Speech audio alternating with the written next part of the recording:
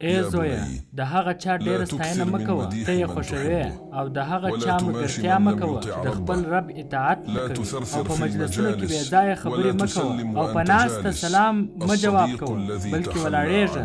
هغه ملګري چې ته یې له ځانه لرې کړي یې مه ورنږدې کېږه، مه سپکېږه او مه تکبر کوه، مه ډېر نرمېږه او مه ډېر ظلم کوه. صادق قسم نه خوري او باوري عذرونه نه وړاندې کوي. مخلص پښیمانه کیږي نه، سخي احسان نه اچوي، مینهناک ستړی کیږي نه. داسې اوسه لکه څنګه چې یې، داسې مه اوسه لکه څنګه چې دې نور غواړي. ای زویه د خلکو درناوی کوه.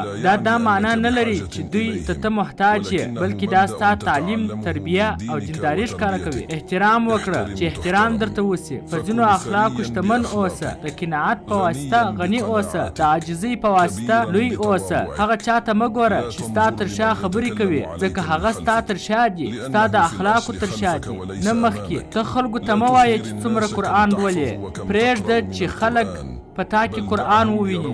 وږی موړ کړه، لڅ ته جامې ورکړه، له مجبوره سره مرسته وکړه، په یتیم رحم وکړه، له بدکوونکي څخه تېر سه، له خپلو والدینو سره نیکي کوه. ای زویه ټولو ته مسکا وکړه، ځکه مهمه دا نه ده چې ته د قرآن په لوستلو او حفظ کې تر کومه ځای رسېدلی یې، بلکې مهمه دا ده چې قرآن په تا کې تر کومه ځای رسېدلی دی. ای الله، لوی قرآن زموږ د زړونو پسرلی، زموږ د سینې رڼا، زموږ د غمونو لرې کوونکی او زموږ د تشویشونو د ورکېدو لامل وګرځوه.